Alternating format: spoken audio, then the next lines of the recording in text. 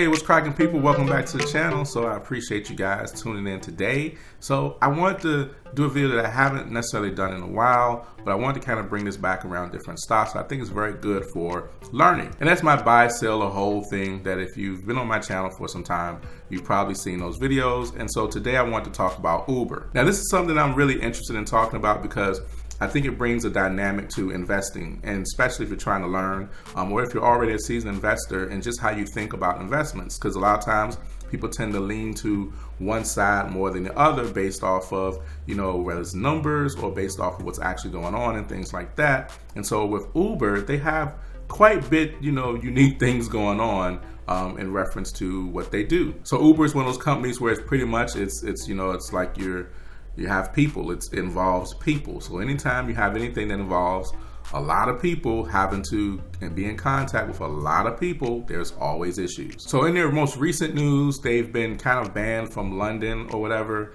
And then also, they've also had a report that came out that showed where they had several thousands of complaints of sexual assault. Now, sexual assault is very, very serious now. But however, here's the thing with that. These are basically complaints and things that have came to Uber saying that they were sexually assaulted by a driver or some sorts. There's not a ton of details about it, but it is several thousands of complaints, and you can imagine that most of them are probably true. Now, we don't really know to the degree of how they investigated, etc., if it's true or not, because yes, people can lie, but in the same instance, I'm pretty sure there are some issues with that when you have, just a variety of people that are, on the platform. So this is pretty serious, because it can make people feel like their safety is in jeopardy. However, the ratio from those things happening, on a daily basis is not as large as it may seem. Apparently, Uber gives about 4 million rides every single day in the US. That's a lot of rides to be given. And so what that shows you is that there's a big and heavy demand on people who need rides, whether it be to get to work or whatever you got to do, run errands, whatever it is, get to the airport. Or if you're like me, when I need to put my car in the shop, whatever, for maintenance, I use Uber to,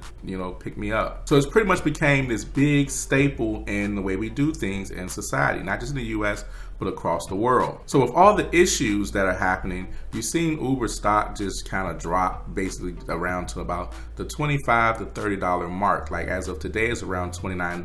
Now with all those issues, the question becomes that, is Uber worth investing in if you're someone that's looking for an investment that's relatively cheap? Or would you look at Uber stock and say it's too expensive? How would you perceive that? So with all these different issues, it's definitely affected Uber's stock. Now as a company, how have they been doing financially? They've still been losing money, which, like, I said in a previous video I made about this in reference to Lyft, we don't really know if the losing money thing is more about investing or is it more about them like actually losing money.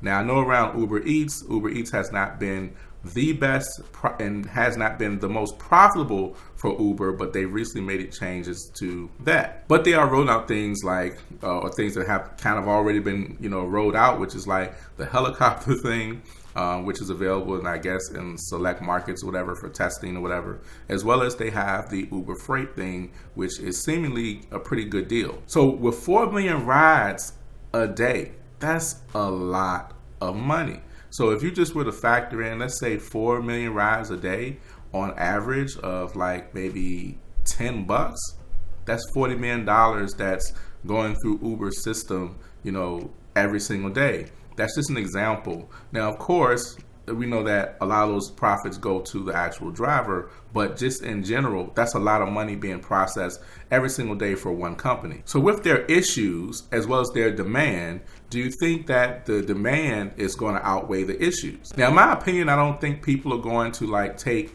hold of these issues that Uber is having with the whole sexual assault thing and people feeling unsafe or whatever the case is. But I do feel like as a company and what they offer, it's pretty much not going to go anywhere. So what do you tell the person that's now using Uber to get back and forth from work, etc., and they use it on a daily basis because they don't have a car?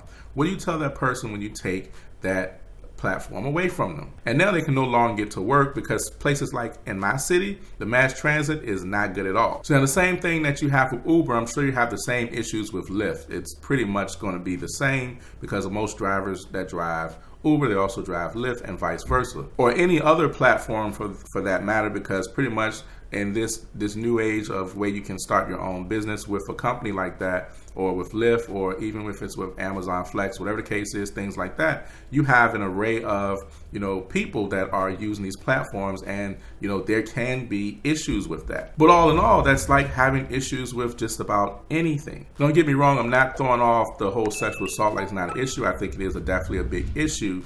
I'm just asking the question, will that kill off Uber if people are feeling like, quote unquote, unsafe and things like that? But in most cases, like we always experience things, I think people have amnesia. And so I don't really see it like dragging the company down. The only thing I see is the company putting in more things to put in place that will help the company avoid these safety issues.